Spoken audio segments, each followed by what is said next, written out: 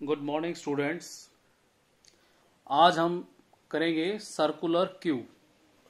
इससे पहले हम क्यू के बारे में कंप्लीट स्टडी कर चुके हैं, डबल एंडेड क्यू के बारे में कंप्लीट स्टडी कर चुके हैं, कॉन्सेप्ट्स को समझ चुके हैं। और ये है पेज नंबर 13A, ठीक है, जो नोट्स मैंने पहले दे रखे हैं उसी सीक्वेंस में। तो सर्कुलर क्यू क्यों पिक्चर में है, सबसे पहले हमें ये जानना है कि सर्कुलर क्यू हम क्यों स्टडी करें। जब हमने क्यू स्टडी कर ली है तो क्यू के अंदर कुछ कमियां हैं जिसके कारण हमें डाटाबेस मैनेजमेंट में दिक्कत आती है। तो उन कमियों को दूर करने के लिए पिक्चर में आई सर्कुलर क्यू। क्या कमियां थी वो हम डिस्कस करेंगे। सबसे बड़ी जो हमारी क्यू के अंदर प्रॉब्लम थी वो थी मेमोरी स्पेस की, कि उसके अंदर मेमोरी वेस्टेज ज्यादा होती थी, इसीलिए सर्कुलर क्यू पिक्चर में आई। तो आज हम यही देखेंगे और साथ में सर्कुलर क्यू के बारे में और जानेंगे।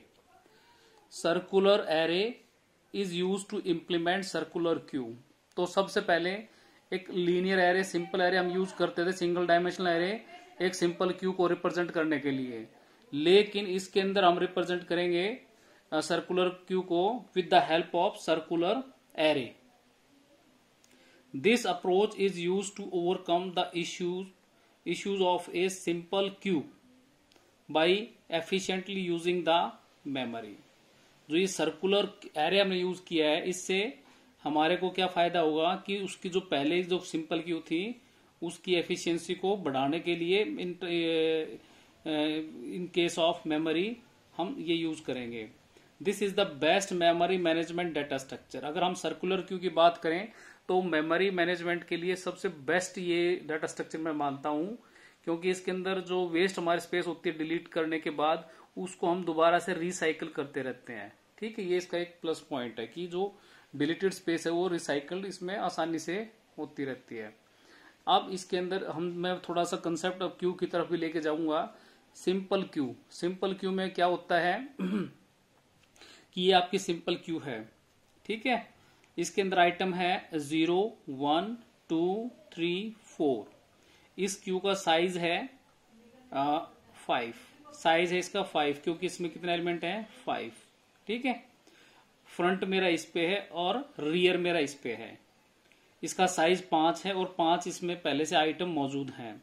अगर मैं इसमें छठा एलिमेंट इसमें अंदर डालने की कोशिश करूं तो क्या होगा, what happen if we try to add one more element in it, it will not possible, it will show full. ठीक है, प्रॉब्लम आ जाएगी। चलो कोई नहीं, हम फिर इसमें से पहले दो एलिमेंट्स को हम डिलीट कर देते हैं। आफ्टर डिलीटिंग 0 एंड 1 मेरे पास ये स्टेटस आ जाएगा इसका। अब ये स्टेटस आ गया और मैं इसमें अब फर्दर इसमें इंसर्शन की कोशिश करता हूं। आपको पता है कि क्यू के अंदर जब हम ऐड करते हैं या इंसर्ट करते हैं एलिमेंट, वो हमेशा रियर एंड से होता है, ठीक है। अब मैं फिर इसमें एक एलिमेंट ऐड करने की कोशिश करता हूं। वो एलिमेंट कौन सा है, 6th एलिमेंट है यहाँ पे कुछ भी। तो क्या वो एलिमेंट ऐड हो पाएगा, नहीं। लेकिन अगर हम देखते हैं इस क्यू के अंदर ये दो जगह तो खाली है, तो वो एलिमेंट तो ऐड होना चाहिए। लेकिन क्योंकि सिंपल क्यू की एक ये कमी है कि उसका जो डिलीशन होता है वो फ्रंट एंड से होता है और उसका जो एडिशन होता है वो रियर एंड पे होता है। तो मेमोरी स्पेस होते हुए भी हम इसके अंदर एडिशन नहीं कर सकते। This is the problem with the Q. और इसी प्रॉब्लम को दूर करने के लिए हम पढ़ेंगे सर्कुलर क्यू। ये मैंने लिखा है waste. Now we try to insert one more element and it will again show full because are equal to size minus. Rear कहां पे है, साइज -1 पे। तो रियर कहां पे है, साइज -1। साइज कितना था इसका 5, 5 - 1 4। तो ये जो इंडेक्स है इसका 0, 1, 2, 3 का आर किस पे, 4 पे। So to overcome this problem circular queue comes into picture. अब आप समझ गए होंगे कि हम सर्कुलर क्यू क्यों पढ़ रहे हैं, ठीक है। अब आपको इतना कंसेप्ट अगर समझ में आ गया है तो आगे जो कंसेप्ट आप समझेंगे उसमें आपको और भी मजा आएगा। अब इसके अंदर हम पढ़ते हैं सर्कुलर क्यू अंडरस्टैंडिंग। ठीक, कैसे समझें इसको हम। ये मैंने एक सिंपल एरे ले लिया, लीनियर एरे। ये एक आपकी लीनियर क्यू है आपकी, ठीक है। 0 से लेके 6, टोटल इसमें 7 एलिमेंट्स हैं, राइट। अब इसके अंदर हम जब इसको स्टडी करते हैं किसी भी क्यू को, किसी भी डाटा स्ट्रक्चर को, तो हम उसकी एक्सट्रीम जो कंडीशंस होती हैं उनको हम स्टडी करते हैं। मान लो ये क्यू बिल्कुल एम्प्टी है, इसमें एक एलिमेंट भी नहीं है, ठीक है, तो उस केस में आपका इनिशियल पोजीशन होती है, दिस इज इनिशियल पोजीशन। उस केस में आपका फ्रंट और रियर पॉइंटर किसको पॉइंट कर रहे होते हैं? -1 -1, क्योंकि 0 इस एरे का लोएस्ट इंडेक्स है, 6 इसका मैक्सिमम इंडेक्स है, और इसका जो फ्रंट यहां रहेगा और रियर यहां पे रहेगा, और जब इसमें एलिमेंट्स आ जाएंगे। लेकिन अब हम बिल्कुल पहली 0 पोजीशन से हम लेके चलते हैं, बिल्कुल स्टार्ट से, कि किसी भी सिंपल क्यू की क्या कंडीशंस होती हैं। अगर वो एम्प्टी है तो आपका F और R पॉइंट करेगा -1 को, ठीक है। अगर मैं ये बात करूं इन केस ऑफ लिंक्ड लिस्ट, तो ये दोनों पॉइंट करेंगे नल को, ठीक है। लिंक्ड लिस्ट के केस में नल को पॉइंट करेंगे, लेकिन मैं ये एरे के केस में इसको स्टडी कर रहा हूं तो ये -1 को पॉइंट करेंगे, दोनों में अंतर होता है। फिर इसके बाद क्या करते हैं कि जैसे मैं इसके अंदर पहला आइटम डालूंगा, फर्स्ट एलिमेंट, तो फर्स्ट एलिमेंट कहां पे आएगा? इस पे आएगा, सपोज इस पे डालेगा, ठीक है। पहला आइटम डालेंगे तो हमारी पहली कंडीशन क्या होगी? मैं F और R को शिफ्ट करूंगा 0 पे, ठीक है। ये हमें मतलब शुरू में एक तो ये तो सेट करना पड़ेगा, और जैसे ही मैं पहला एलिमेंट डालूंगा फिर मेरे को एक बार F और R 0 पे सेट करने पड़ेंगे। ये मैं आपको प्रोग्रामिंग के हिसाब से बता रहा हूँ, एल्गोरिदम के हिसाब से बता रहा हूं मैं। तो जैसे हम पहला एलिमेंट इसमें A डालेंगे, F को और R को मैं 0 पे सेट करूंगा, पहला आइटम। इनिशियली F और R दोनों 0 आइटम को डिनोट करें, क्योंकि इस टाइम एक एलिमेंट है। तो इससे हमें ये भी पता चलेगा कि जब दोनों एक को पोजीशन करें तो इसका मतलब कि मेरा क्यू में एक ही एलिमेंट है। उसके बाद क्या होता है सिंपल क्यू में? ये भी लीनियर सर्कुलर क्यू नहीं बता रहा मैं, अभी ये सिंपल क्यू है। उसके बाद क्या होता है कि जैसे हम इसमें फर्दर एलिमेंट ऐड करते जाएंगे, तो जो फ्रंट है वो तो यहीं पे रहेगा, और जो रियर आपका वो बढ़ता बढ़ता यहां पे जाएगा, और आखिर में कहां तक चला जाएगा? 6th इंडेक्स तक। और 6th इंडेक्स के बाद फिर अगर हम इंसर्ट की कोशिश करेंगे तो फुल वाली दिक्कत आएगी। और मान लो यहां से मैं डिलीट भी कर देता हूं फ्रंट से, तो भी एडिशन इसमें फर्दर नहीं हो पाएगा, क्योंकि ये फुल दिखाएगा। तो इसीलिए मैंने दिखा रखा है इसके नीचे F और R, ये फर्स्ट पोजीशन, ठीक है। जब पहला एलिमेंट आएगा उसके बाद then increment R only up to size -1। तो ये सिंपल क्यू है। अब इसको मैं सर्कुलर क्यू बना देता हूं, ठीक है। सर्कुलर क्यू कैसे बनाऊंगा मैं? जब इस एंड को और इस एंड को गोल घुमा के और मैं आपस में मिला देता हूं, इसको यहां से उठा के और ऐसे घुमा के इसको मैं यहां मिला देता हूं, then it will become a circular cube. और उस डाटा स्ट्रक्चर को कंट्रोल करने के लिए कुछ मुझे इस तरह की जो कंडीशंस हैं वो चेंज करनी पड़ेंगी, क्योंकि वो गोलाई में हो गई, ये तो लीनियर थी, वो गोल में हो गई है सर्कुलर वे में। तो उसको कंट्रोल करने के लिए मुझे कुछ कंडीशन चेंज करनी पड़ेगी, वो अब हम डिस्कस करेंगे। अब हम उसको एनालाइज करेंगे। तो इसी में अब आगे देखिए, मैंने यहाँ पे लिखा है this is a simple Q, arrow बना के लिखा हुआ है मेरे नोट्स को, ताकि आपको समझने में दिक्कत ना हो, इसलिए मैं सभी को एक बार पढ़ के एक्सप्लेन कर देता हूं। This is a simple queue, now meet their end points like below, then it will become circular queue. ये देखो मैंने इसको मिला दिया है, ठीक है। और मिलाने के बाद ऐसे ये 0 इंडेक्स है, 1 2 3 4 5 6, ठीक है। उसके बाद F, ये मेरी इनिशियल स्टेट है, यहां मैंने लिखा है कि मैंने मिला दिया, और इनिशियल स्टेट में इसकी क्या कंडीशन होगी? F और मेरा R दोनों -1 को पॉइंट कर रहे होंगे, जो कि इसमें कहीं भी इंडेक्स में नहीं है। ये मुझे एक फिक्स लेनी पड़ेगी कि गार्बेज वैल्यू के बजाय मैं उसको -1 पे फिक्स कर दूं, ठीक है, ताकि मुझे लॉजिक समझने में दिक्कत न आए। तो इनिशियल स्टेट है ये इसकी, both F and R points to -1 in case of array, and F equal to R equal to null in case of linked list. अगर ये लिंक्ड लिस्ट होती तो इसमें ये कंडीशन होती, ठीक है। आफ्टर इंसर्टिंग वन एलिमेंट, जब मैं इसमें एक इंसर्ट करूंगा एलिमेंट, तो वो एलिमेंट कहां पे ऐड होगा? ठीक है, उसके लिए मैं क्या करूंगा? पहले F और R को पहले मैं सेट करूंगा 0 पे, ताकि ये किसी लिंक लिस्ट के जो डाटा स्ट्रक्चर उसमें किसी एक लोकेशन को पॉइंट करें। तो सबसे पहले इसके अंदर मैं क्या करूंगा? इसको सेट करूंगा मैं 0 इंडेक्स पे, ठीक है, और वहां पे एलिमेंट इंसर्ट कराऊंगा A, ठीक। तो ये होगी पहली कंडीशन। पहली कंडीशन ये होगी दूसरी कंडीशन कि F and R are pointing to the zero index, दोनों एक ही को पॉइंट करेंगे। तो ये मैंने लिखा है after inserting oblique enqueue, enqueue मतलब addition of element, after inserting of one element या insertion of one element both F and R set to zero, that is F equal to R equal to zero. ठीक है, insertion लिख देता हूं यहां पे मैं। फर्दर इफ, ये बहुत इंपॉर्टेंट लाइन है, इसको ध्यान से देखना। Further if only one element is present in the list at any index then this condition hold।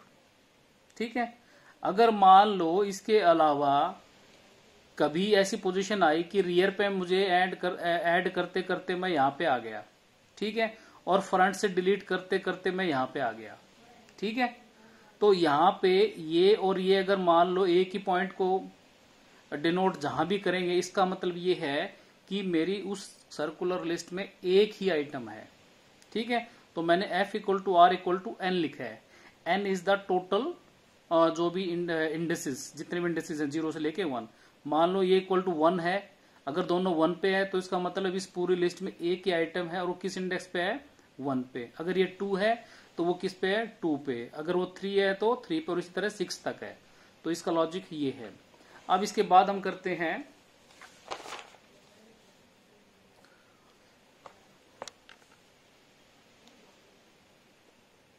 अब इसमें सिचुएशन क्या आती है, देखिए इस केस में देखिए आप कि मैंने पहले -1 लिया, फिर मैंने उसको 0 पे सेट कर दिया, और 0 पे सेट करने के बाद फिर मैंने उसके अंदर एक एक आइटम और ऐड करने स्टार्ट कर दिए। ठीक है, और स्टार्ट करते करते फिर मैं कहां पे आ गया, मेरा ये f 0 पे था और मेरा रियर आपका 6 पे था। अब इसमें मैं एडिशन करूंगा तो क्या इशू आएगा, ठीक है।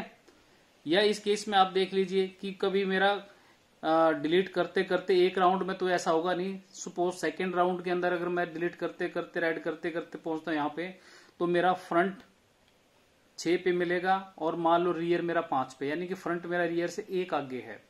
और इस केस में भी फ्रंट मेरा रियर से एक आगे, लेकिन इस टाइम फ्रंट मेरा 0 पे है, इस टाइम मेरा फ्रंट 0 पे नहीं है और कहीं है। ये सिचुएशन मान लो आती है when the circular queue is full. ठीक है, तो एक ये देख लेते हैं हम बिफोर एनक्यूइंग। ठीक है, बिफोर एनक्यूइंग मतलब कि ऐड, जब भी मैं नया एलिमेंट ऐड करने की कोशिश करूंगा उससे पहले मुझे कुछ लॉजिक चेक करना पड़ेगा उसका, क्यू का। ठीक है, अगर वो ठीक होता है तभी उसके अंदर एडिशन होगा, नहीं तो नहीं होगा, क्योंकि सर्कुलर क्यू है तो इसका सिंपल क्यू से लॉजिक थोड़ा सा कॉम्प्लेक्स रहता है। तो before enqueuing we check if the queue is already full और नॉट। ये चेक करूंगा मैं बाई चेकिंग 2 कंडीशंस। ठीक है, इसको आप 1 कंडीशन में भी मैंने इसको दिखा रखा है करके और 2 में भी। ठीक है, ताकि आपको समझने में दिक्कत ना हो कि जब भी मैं नया एलिमेंट ऐड करूंगा ये कंडीशन 2 केस बनेंगे कि मेरा f इक्वल टू क्या 0 है, क्या मेरा फ्रंट 0 पे है और मेरा जो r है वो उससे साइज -1 पे है, यानी कि ये सिचुएशन है। ठीक है, ये कि मेरा जो फ्रंट है वो 0 पे है और r मेरा जो टोटल साइज है 7 -1 दैट इज 6, वो मेरा 6 पे है। ठीक है, ये एडिशन करने से पहले मैं ये चेक करूंगा, अगर ये सिचुएशन है तो it mean it is full, addition not possible. तो दूसरा मैं क्या देखूंगा, ये condition f equal to R plus 1 कि जो मेरा f है, ये इसमें देखिए आप कि मेरा जो f है वो r प्लस 1 है। ठीक है, तो अगर ये सिचुएशन है तो भी इसका मतलब है मेरी ये फुल है।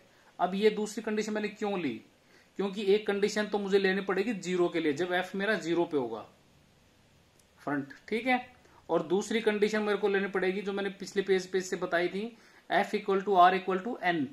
मान लो 0 के अलावा और किसी एक एलिमेंट के ऊपर पॉइंट कर रहा है मेरा फ्रंट। ठीक है, तो इसीलिए मैंने ये दूसरी कंडीशन ली है। इस दोनों कंडीशंस को मैं अपने एल्गोरिथम में एक जगह लेके आ सकता हूं कि मैंने एक केस ये ले लिया और ऑपरेटर लगा के और इसको यहां डाल दिया और check r equal to f -1, क्या मेरा रियर, इसको मैंने शिफ्टिंग कर दी इधर, सेम थिंग है ये और r इक्वल टू f माइनस 1।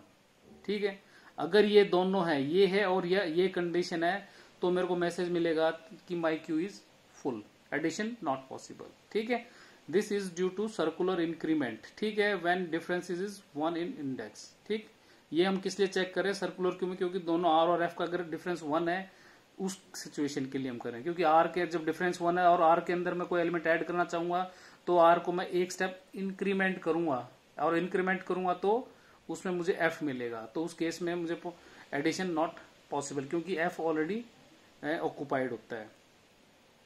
सेकंड केस, ये एल्गोरिथम मैं आपको अच्छी तरह से एक्सप्लेन और करूंगा आगे।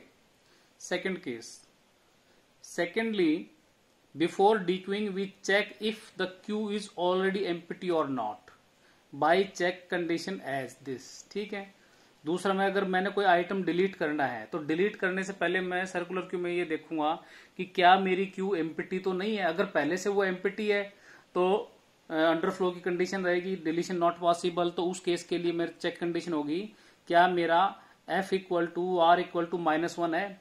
ठीक है, अगर ये दोनों -1 को पॉइंट कर रहे हैं it means there is no queue. ठीक, उसमें हम डिलीशन नहीं हो सकता, तो ये कंडीशन चेक करेंगे। अगर ये होती है तो मैसेज आ जाएगा, नहीं होती है तो फिर डिलीशन पॉसिबल होगा, वो हम आगे एल्गोरिथम में करेंगे।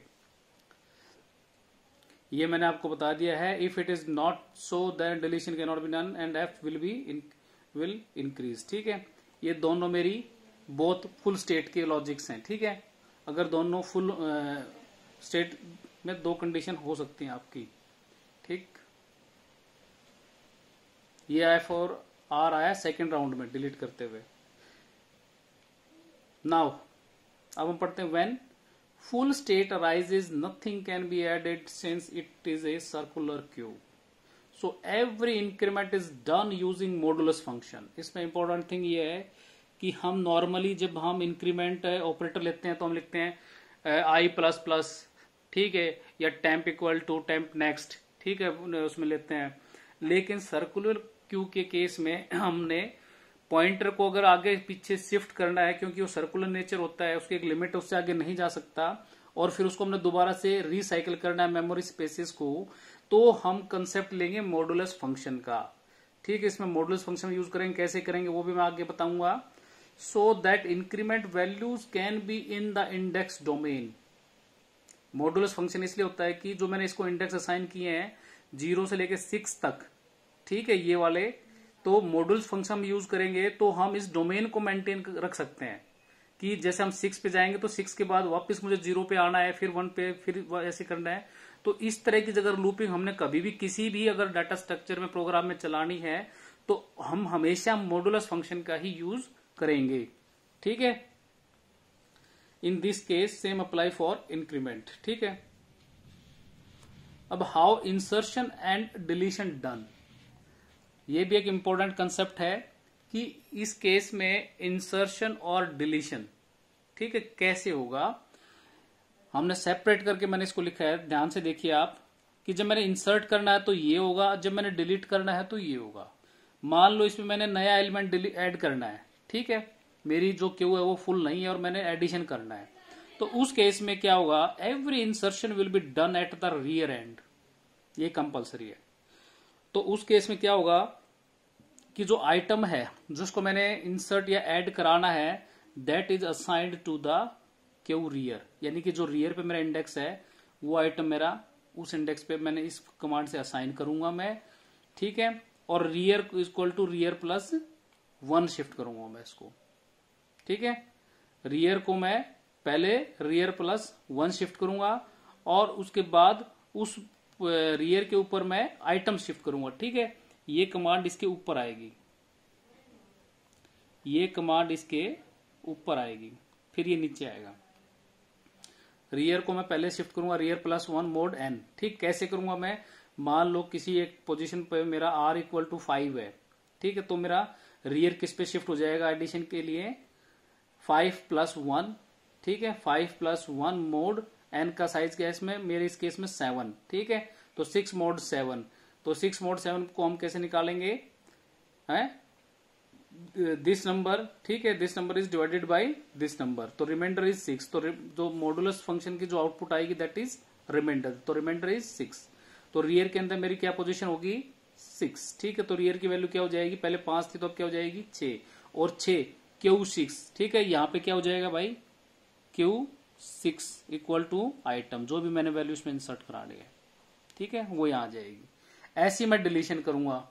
अब मुझे डिलीशन करूंगा मैं, every deletion is done at front, deletion हमेशा फ्रंट पे होता है, ठीक। और डिलीशन में ये पहले आइटम असाइन होता है और फिर फ्रंट माइनस होता है। पहले जैसे इस केस में मैंने ये नीचे गलती से लिख दिया था, ये ऊपर आएगा, ठीक है। इसको आप चलो इसमें इस तरह मैंने मेंशन किया है ताकि आपको ये मैं बिल्कुल अच्छी तरह से याद हो जाए कि पहले मेरा इसमें इंडेक्स इंक्रीज होगा और फिर आइटम असाइन होगा। इस केस में पहले मेरा आइटम उस इंडेक्स से रिमूव होगा और फिर मेरा जो फ्रंट है वो इंक्रीज होगा, ठीक है। तो पहले जो क्यू फ्रंट है मेरा, आइटम जो मैंने डिलीट करना है वो फ्रंट पे होगा, उसको मैं एक आइटम वेरिएबल में असाइन कर दूंगा डिलीट करने के लिए पहले, और फिर फ्रंट को भी मैं इंक्रीज करूंगा, ठीक। क्योंकि सर्कुलर है तो ये माइनस तो होगा नहीं कहीं, हमेशा ये भी इंक्रीज होता रहेगा साइक्लिक ऑर्डर में।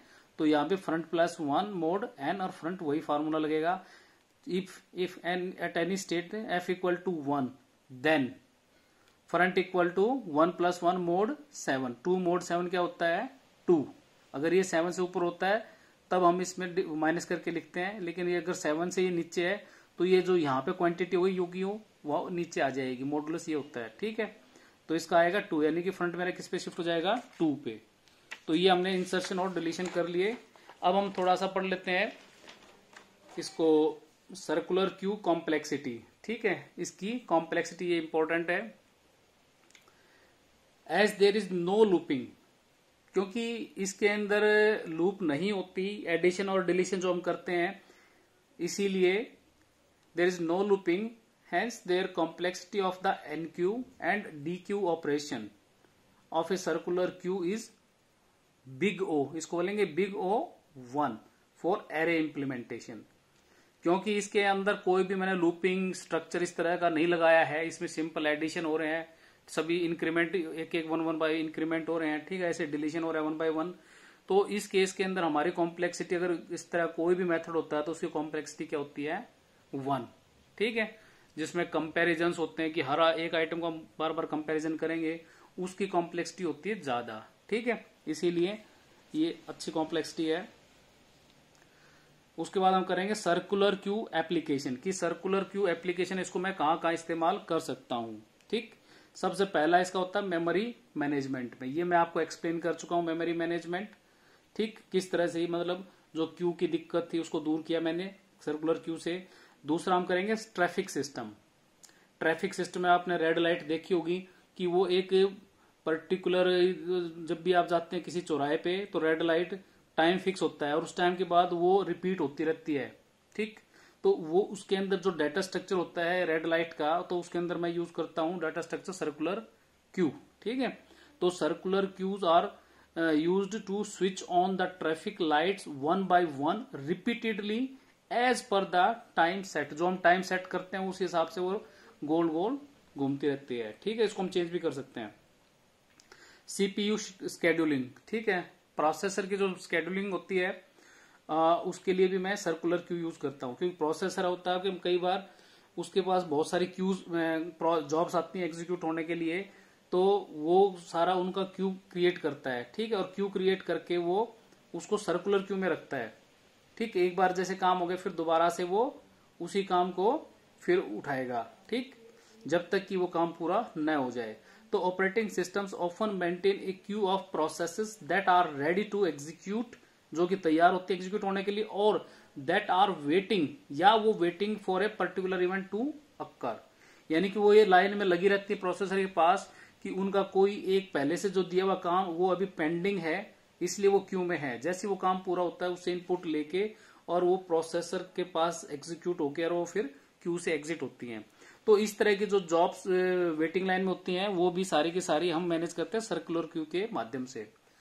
अब मैं एल्गोरिदम डिस्कस कर लेता हूं इसका, जो हमने पहले ही बताया था, algorithm for enqueue function in circular queue, ठीक। एन क्यू मतलब adding the element in a circular queue, ठीक। इसका लॉजिक इंपॉर्टेंट है, इसको देख लें एक बार, ताकि अगर आप प्रोग्राम भी करेंगे तो आपको कोई दिक्कत नहीं आने वाली उससे। दिस एनक्यू ब्रैकेट में मैंने वैल्यू ली है, ठीक है। वैल्यू का मतलब कि ये इनपुट पैरामीटर है, ठीक है, कि ये वैल्यू मैंने अपनी एग्जिस्टिंग सर्कुलर क्यू के अंदर ऐड करनी है। एनक्यू फंक्शन है, ये वैल्यू मैंने ऐड करनी है। इसके बाद क्या प्रोसेस होगा, it tells how new element is added in circular queue. It is always done at rear end, पता है।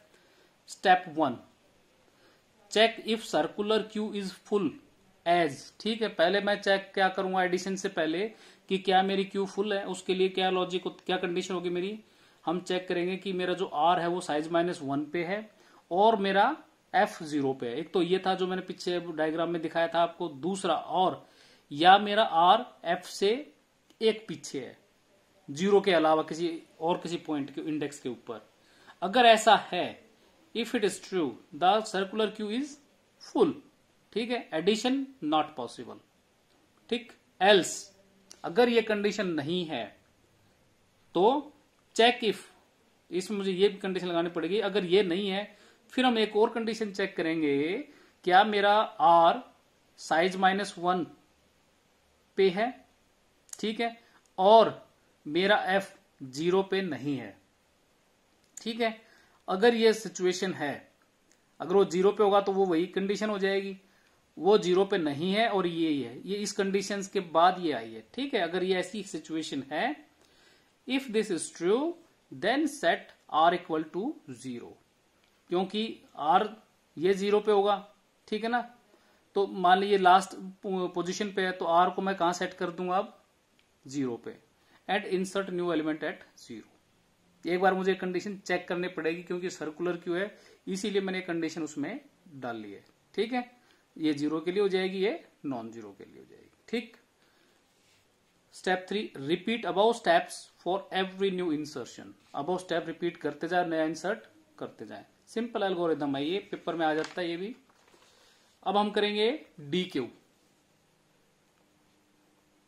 अगर डी क्यू ऑपरेशन है, this is D Q function. अगर मैंने कोई एलिमेंट डिलीट करना है अपनी सर्कुलर क्यू में से, तो मैं ये फंक्शन यूज करूंगा। This function is use to delete an element from circular Q.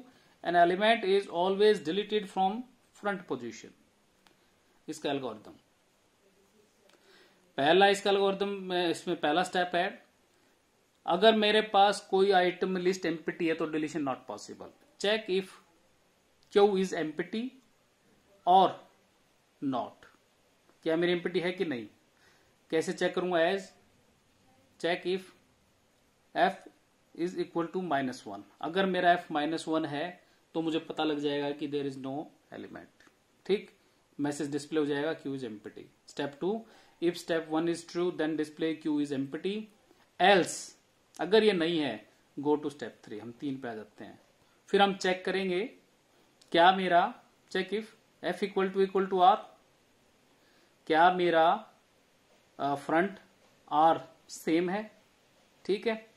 अगर सेम है then set F equal to R equal to -1, ठीक। अगर मेरा दोनों इक्वल टू सेम है और मुझे डिलीट करना है तो मैं दोनों को किस पे सेट कर दूंगा, -1 पे, क्योंकि डिलीट होने के बाद एफ इक्वल टू आ रहे हैं कि एक एलिमेंट है लिस्ट में और उसको डिलीट होना है, तो उससे पहले मैं क्या करूंगा, set F equal to R equal to -1, उसको दोबारा से, ताकि नया प्रोसेस दोबारा से स्टार्ट हो इंसर्शन का, तो मैं उसको सेट कर दूंगा F equal to R equal to -1। अगर ऐसा नहीं है, एल्स, यानी कि मेरा फ्रंट अलग है और आर अलग है, तो उस केस में डिलीशन नो इश्यू, ठीक है, हो जाएगा deletion. Else if front equal to size -1, ठीक, कहीं भी है साइज -1 तक इज ट्रू और ये ट्रू है, ठीक है, तो deletion possible. Then set F equal to 0, ठीक है। अगर मान लो वो maximum F equal to size -1, maximum value अगर साइज -1 है, लास्ट इंडेक्स पे है, तो मैं इसको सेट कर दूंगा 0 पे एंड रिटर्न द एलिमेंट यानी कि डिलीट द एलिमेंट, ठीक है। एलिमेंट को किसी वेरिएबल में साइन कराऊंगा और इसको मैं सेट कर दूंगा 0 पे। तो this is the simple logic of circular queue के अंदर सबसे इंपॉर्टेंट हमारी स्टार्टिंग कंडीशन, फिर फर्स्ट एलिमेंट कंडीशन, और उसके बाद इंक्रीमेंट्स। ठीक है, इंक्रीमेंट्स होते हैं, डिक्रीमेंट तो उसमें होते ही नहीं, और मॉडुलस फंक्शन। ठीक है, वो हमने 3 चीज याद करनी है। और दूसरा कि इंसर्शन करते हैं तो एनक्यू, डिलीशन करते हैं तो डीक्यू, ये हमने ध्यान रखना है। आपका सर्कुलर क्यू कंप्लीट हो जाता है। यही लॉजिक अगर आप प्रोग्राम बनाएंगे तो भी आपको कोई दिक्कत नहीं आएगी। आपको अगर मेरा ये वीडियो अच्छा लगा हो तो मेरा चैनल नेम है diploma class for computer engineering bye Shaktiraj Singh. ये मेरा व्हाट्सएप नंबर है। अगर किसी को कोई डाउट हो, कोई क्वेरी हो तो आप मुझे व्हाट्सएप कर सकते हैं या मेरे चैनल पे कमेंट कर सकते हैं। आप सभी से रिक्वेस्ट है कि मेरे चैनल को लाइक करें और सब्सक्राइब करें ताकि और आपको इस तरह की वीडियोस मैं आपको दे पाऊं। Thank you students.